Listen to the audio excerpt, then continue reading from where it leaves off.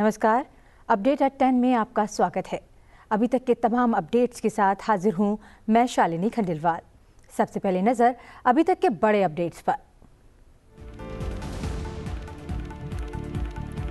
उपराष्ट्रपति जगदीप धनखड़ एनसीसी गणतंत्र दिवस शिविर का आज करेंगे उद्घाटन। दिल्ली कैंट के करियप्पा परेड ग्राउंड में आयोजित शिविर में 960 लड़कियों सहित देश भर से 2274 कैडेट लेंगे भाग। 25 मित्र देशों के कैडेट और अधिकारी भी होंगे शामिल। लोकसभा अध्यक्ष ओम बिरला करेंगे संविधान सदन के सेंट्रल हॉल में कार्यशाला का उद्घाटन। पंचायती राज संस्थानों और शहरी स्थानीय निकायों की महिला प्रतिनिधियों के लिए है कार्यशाला। राष्ट्रीय महिला आयोग के सहयोग से संवैधानिक और संसदीय अध्ययन संस्थान ने किया है आयोजन। 7वें नेपाल भारत संयुक्त आयोग की काठमांडू में हुई बैठक। विदेश मंत्री डॉक्टर एस जयशंकर की उपस्थिति में बिजली निर्यात सहित कई समझौतों पर हुए हस्ताक्षर। अयोध्या के राम मंदिर के प्रवेश द्वार पर हुई मूर्तियों की स्थापना। हाथी, शेर, हनुमान जी और गरुड़ की प्रतिमा तैनात। राजस्थान के बंसी पहाड़पुर गांव से प्राप्त गुलाबी बलुआ पत्थर से हुआ है निर्माण।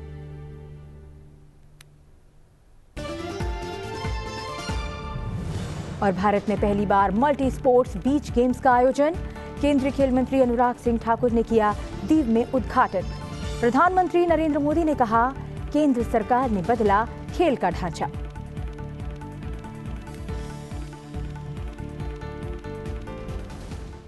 उपराष्ट्रपति जगदीप धनखड़ आज दिल्ली कैंट के करियप्पा परेड ग्राउंड में एनसीसी गणतंत्र दिवस शिविर का उद्घाटन करेंगे। एक महीने तक चलने वाले शिविर में 960 लड़कियों सहित देश भर से 2274 कैडेट भाग ले रहे हैं। यूथ एक्सचेंज प्रोग्राम के तहत 25 मित्र देशों के कैडेट और अधिकारी भी इसमें हिस्सा लेंगे। वहीं 28 जनवरी को प्रधानमंत्री नरेंद्र मोदी की रैली के साथ इस शिविर का समापन हो जाएगा। उपराष्ट्रपति जगदीप धनखड़ ने जम्मू के कठुआ में emerging startup trends in north India biotech startup expo का उद्घाटन किया। इस मौके पर उपराष्ट्रपति ने 5 मापदंडों या पंचतंत्रों पर विशेष जोर दिया। उन्होंने कहा कि किसी भी देश के विकास के लिए शांति, कानून की समानता, शासन में पारदर्शिता, योग्यता का समर्थन करने वाला इकोसिस्टम और महिलाओं का सशक्तिकरण जरूरी है। ये सभी आज भारत में जमीनी हकीकत हैं। मैं आपको खास तौर से बताना चाहता हूं कि किसी भी देश की ग्रोथ के लिए 5 चीजें बहुत जरूरी हैं। उनको आप पंचतंत्र कह सकते हैं। And these are necessary, quintessential, fundamental to growth scenario. इनके बिना विकास संभव नहीं है। और कितनी खुशी की बात है कि आज के दिन वर्तमान भारत में वो 5 चीजें स्थापित हैं। पहला, पीस, हार्मनी एंड स्टेबिलिटी। देखिए, एक जमाना था, वातावरण क्या था आपके प्रांत में देख लीजिए। 1989 के समय में लोकसभा का सदस्य था, केंद्र में मंत्री था। कश्मीर की क्या हालत थी, मंत्री के रूप में मैं 90 में कश्मीर आया था, मैंने आंखों से देखा था। और आज के दिन कितना बदलाव आ गया। G20 की जो बैठक यहां पर हुई, जो G20 के प्रतिनिधि यहां पर आए, वो कितनी सुनहरी यादें लेकर यहां से गए। कश्मीर को देखकर वो कितने प्रभावित हुए। टूरिज्म का कितना बढ़ावा यहां पर हो रहा है, लोगों का कितना उत्साह बढ़ रहा है, लोग यहां इन्वेस्टमेंट करना चाहते हैं। ये बहुत बड़ा बदलाव है, क्योंकि शांति है, स्टेबिलिटी है, पब्लिक ऑर्डर है। दूसरा, कोई भी समाज और देश तब तक आगे नहीं बढ़ सकता जब कानून के सामने सब एक नहीं हो। कानून के सामने समानता बहुत जरूरी है। कुछ लोग पहले मानते थे कानून हमारा क्या कर लेगा, हम तो कानून से बहुत ऊपर हैं, कानून का शिकंजा हमारे तक कैसे पहुंच सकता है। यहां के हालात भी यही थे। बदलाव देश में भी आया है, जम्मू एंड कश्मीर में भी आया है। आज के दिन ये जमीनी हकीकत है कि कानून से ऊपर कोई नहीं है, हर किसी को कानून के सामने जवाबदेही होना पड़ेगा। जो लोग सोचते थे कानून का शिकंजा हमारे तक नहीं पहुंचेगा, उनके घर पर कानून की दस्तक लग रही है और जनता समझ गई है यदि अगर कानूनी प्रक्रिया जारी की गई है तो रास्ता न्यायिक प्रक्रिया में है, सड़क पर नहीं है। ये दूसरा बड़ा बदलाव है और इसी वजह से मैं कहता हूं equality before law is the second fundamental of growth. जैव प्रौद्योगिकी के क्षेत्र में देश की प्रगति की सराहना करते हुए उपराष्ट्रपति ने स्टार्टअप के क्षेत्र में भारत की कामयाबी का जिक्र किया। उन्होंने कहा कि भारत दुनिया के तीसरे सबसे बड़े स्टार्टअप इकोसिस्टम के रूप में उभरा है। Technology holds immense potential to contribute to sustainable development goals. I can assure you, it has enormous potential, and India is the right place where there can be growth of this particular line. All we have to do is to avail the affirmative government policies and make the most of them. Friends, newer disruptive technologies like artificial intelligence, machine learning, and Internet of Things seemingly drawing the future landscape of technology across all sectors. These technologies hold very great promise for the biotech sector. Enormous opportunities will unfold by application of these technologies. In recent years, we have seen a surge in entrepreneurial activities, and that surge has been exponential. This surge has been noticeable. Our entrepreneurs have made a huge mark in various fields, but particularly also in biotech sector, where visionary minds, innovative minds, those who think out of the box are leveraging cutting-edge technologies to address global challenges. उपराष्ट्रपति जगदीप धनखड़ ने संविधान के अनुच्छेद 370 और 35A को निरस्त करने में कार्यपालिका, विधायिका और न्यायपालिका की सामूहिक भूमिका की सराहना की और इन प्रावधानों को लोकतांत्रिक शासन में बाधाएं बताया। कितना फायदा हुआ है। एक कैटेगरी ऑफ पॉपुलेशन थी जिनको वोटिंग का अधिकार नहीं था, सरकारी नीतियों का अधिकार नहीं ले सकते थे। शेड्यूल्ड ट्राइब, ओबीसी, गोरखास तरस रहे थे सालों तक हमें कब न्याय मिलेगा। किसी भी देश के कानून को देख लो, आर्टिकल 35 कैपिटल ए जैसा जघन्य प्रावधान कहीं नहीं हो सकता। डेमोक्रेटिक गवर्नेंस के ऊपर, प्रजातांत्रिक व्यवस्था पर वो बहुत ही बड़ी खालिक थी। वो खत्म होते ही एक साथ कितने कानूनों का फायदा मिला है, कितने लोगों को राहत मिली है और महिलाओं को मिली है। कितना दर्द होता था, दुख होता था कि महिला ने एजीगर शादी बाहर कर ली, उसको जायदाद से बेदखल करना पड़ता था, कोई अधिकार नहीं था। वो सब समानता आ गई है। ये बहुत बड़ी बात हुई है। उपराष्ट्रपति जगदीप धनखड़ शनिवार को हिमाचल प्रदेश का दौरा करेंगे। अपनी एक दिवसीय यात्रा के दौरान उपराष्ट्रपति हमीरपुर में राष्ट्रीय प्रौद्योगिकी संस्थान NIT जाएंगे। वे विकसित भारत एट 2047 में युवाओं की भूमिका विषय पर छात्रों को संबोधित करेंगे। उपराष्ट्रपति हिमाचल प्रदेश में शिक्षा तक पहुंच बढ़ाने के प्रयास की पहल एक से श्रेष्ठ के 500वें केंद्र के उद्घाटन अवसर पर भी मुख्य अतिथि के तौर पर शामिल होंगे। इस अवसर पर उपराष्ट्रपति बच्चों के साथ एक संवाद सत्र में शामिल होंगे।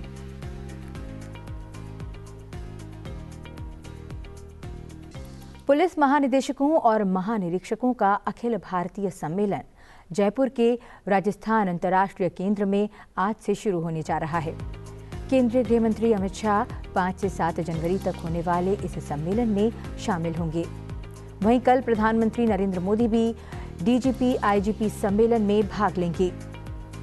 इस 3 दिवसीय सम्मेलन में साइबर अपराध, पुलिस व्यवस्था में प्रौद्योगिकी, आतंकवाद विरोधी चुनौतियां, वामपंथी उग्रवाद, जेल सुधार और आंतरिक सुरक्षा से जुड़े मुद्दों पर विस्तार से चर्चा की जाएगी। सम्मेलन का एक अन्य प्रमुख एजेंडा नए आपराधिक कानूनों के कार्यान्वयन के लिए रोड मैप पर विचार विमर्श करना है। इसके अलावा सम्मेलन में आर्टिफिशियल इंटेलिजेंस और डीप फेक जैसी साइबर चुनौतियों से निपटने पर भी विचार विमर्श किया जाएगा। हाल ही में प्रधानमंत्री नरेंद्र मोदी लक्षद्वीप के दौरे पर थे। प्रधानमंत्री ने 2 दिन के लक्षद्वीप दौरे के अपने अनुभवों को सोशल मीडिया पर साझा किया और आतिथ्य सत्कार के लिए द्वीप में रहने वाले लोगों को धन्यवाद दिया। प्रधानमंत्री ने कहा कि उन्हें लक्षद्वीप के लोगों के बीच रहने का अवसर मिला। वो अभी भी इन द्वीपों के स्तंभित करने वाले सौंदर्य और यहाँ के लोगों की शानदार गर्मजोशी से अभिभूत हैं। प्रधानमंत्री ने कहा कि मुझे अगत्ती, बंगाराम और कवरत्ती में वहाँ के लोगों से बातचीत करने का अवसर मिला। मैं द्वीप के लोगों को उनके आतिथ्य के लिए धन्यवाद देता हूँ। प्रधानमंत्री ने लक्षद्वीप की हवाई झलकियां समेत कई तस्वीरें साझा की। प्रधानमंत्री ने लक्षद्वीप में स्नॉर्कलिंग भी की। उन्होंने कहा कि जो लोग अपने अंदर के रोमांच को अपनाना चाहते हैं, उनके लिए लक्षद्वीप में अपनी लिस्ट में होना चाहिए। प्रधानमंत्री ने स्नॉर्कलिंग को बहुत आनंददायक अनुभव बताया। लक्षद्वीप की सुंदरता को शब्दों में समेटना बहुत मुश्किल है।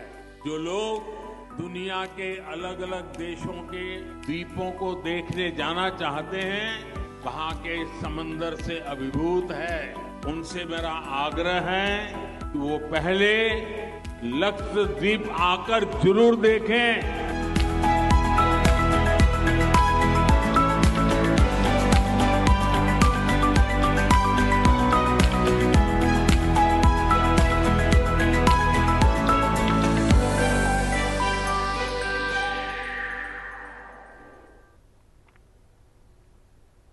लोकसभा अध्यक्ष ओम बिरला आज संविधान सदन में एक कार्यशाला का उद्घाटन करेंगे।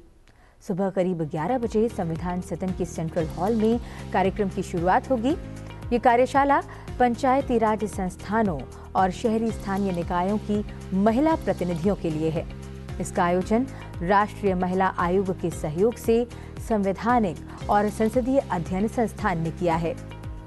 इसके बाद शाम को करीब 5:50 पर लोकसभा अध्यक्ष कॉरपोरेट गवर्नेंस में उत्कृष्टता के लिए राष्ट्रीय पुरस्कारों के संबंध में ICSI कार्यक्रम में बतौर मुख्य अतिथि शामिल होंगे।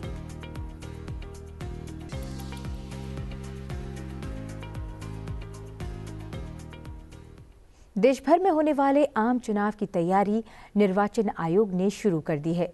निर्वाचन आयोग 7 जनवरी यानी रविवार से लोकसभा चुनाव के लिए तैयारियों का जायजा लेने के लिए राज्यों के दौरे का शुभारंभ करेगा।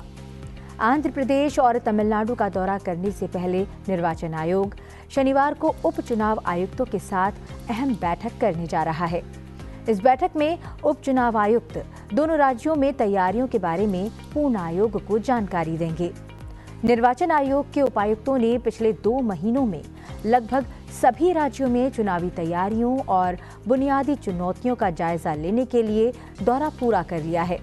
लिहाजा अब वो मुख्य निर्वाचन आयुक्त राजीव कुमार, आयुक्त अनूप चंद्र पांडे और अरुण गोयल के दौरे से पहले अपनी रिपोर्ट देते हुए विभिन्न पहलुओं पर चर्चा करेंगे।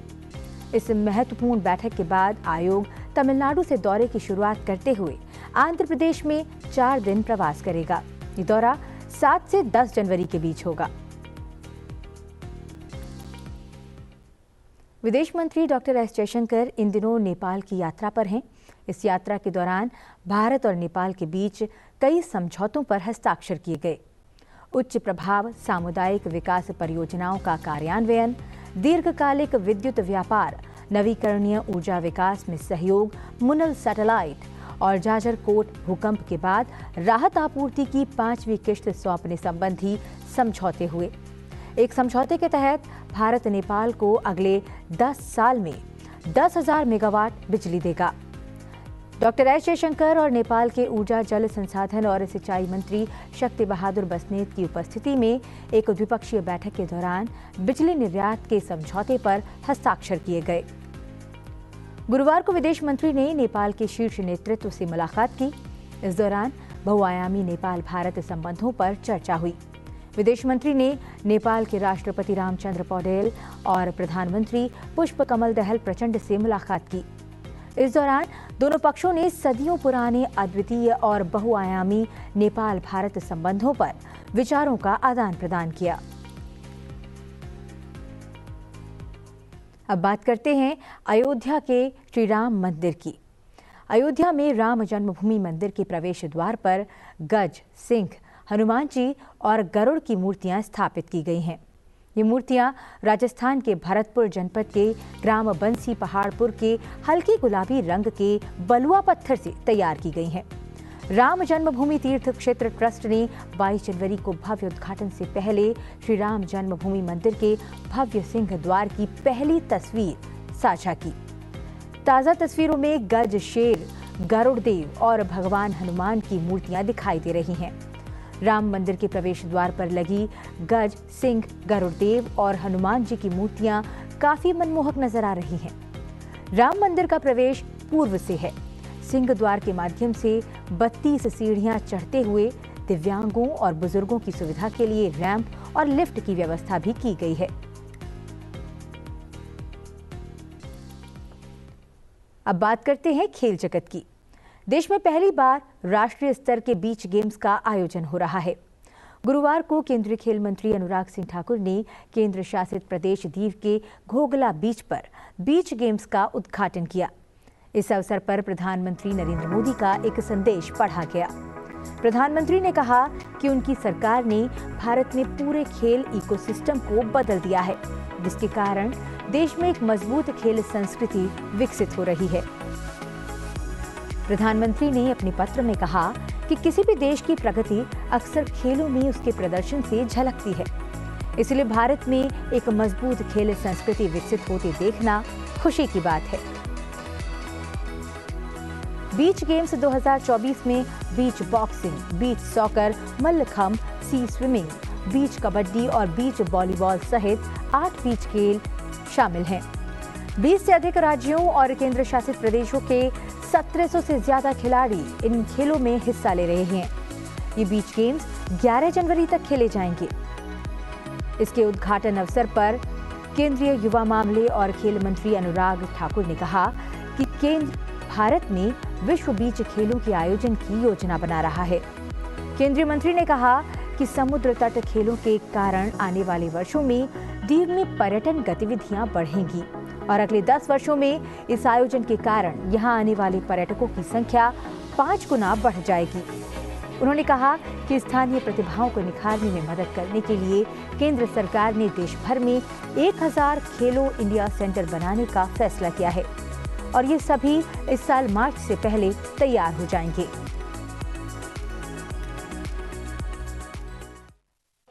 आजादी के 75 साल मनाते हुए एक योजना हम लेकर आए थे, खेलो इंडिया सेंटर। सोचा था 750 बनाएंगे, लेकिन अब हम 1000 सेंटर बनाने जा रहे हैं।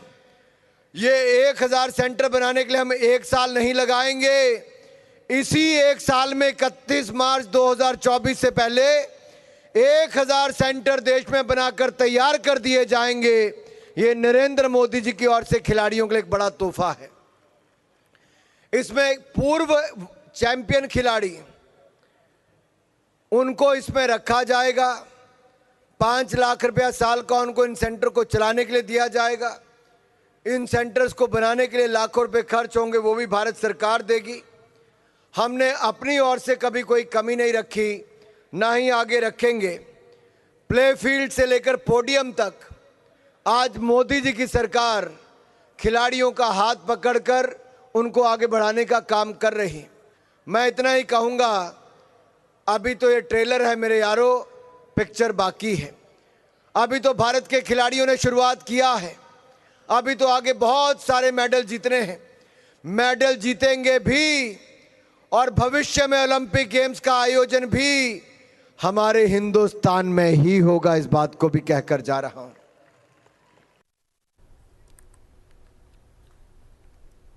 भारत ने दक्षिण अफ्रीका को दूसरे टेस्ट मैच में हरा दिया है। इसके साथ ही 2 टेस्ट मैचों की श्रृंखला में दोनों टीमें एक मैच जीतकर बराबरी पर रहीं। केपटाउन में दूसरे दिन भारत ने दक्षिण अफ्रीका को 7 विकेट से हराकर इतिहास रच दिया। भारत ने 31 वर्षों के इतिहास में पहली बार केपटाउन में कोई टेस्ट मैच जीता है। ये टेस्ट क्रिकेट के इतिहास का सबसे छोटा मैच रहा, जब कोई टेस्ट मैच 2 दिन में समाप्त हो गया। भारत ने दूसरी पारी में जीत के लिए 79 रन का लक्ष्य 3 विकेट खोकर हासिल कर लिया। इससे पहले दक्षिण अफ्रीका ने पहली पारी में 55 और दूसरी पारी में 178 रन बनाए, जबकि भारत ने पहली पारी में 153 रन और दूसरी पारी में 80 रन बनाए थे। रोहित शर्मा दक्षिण अफ्रीका में टेस्ट सीरीज ड्रॉ कराने वाले दूसरे भारतीय कप्तान बने। भारत की ओर से इस मैच में मोहम्मद सिराज ने 7 विकेट हासिल किए, जबकि जसप्रीत बुमराह ने कुल 8 विकेट अपने नाम किए। मोहम्मद सिराज को प्लेयर ऑफ द मैच चुना गया, जबकि जसप्रीत बुमराह और दक्षिण अफ्रीका के कप्तान एल्गर को प्लेयर ऑफ द सीरीज चुना गया।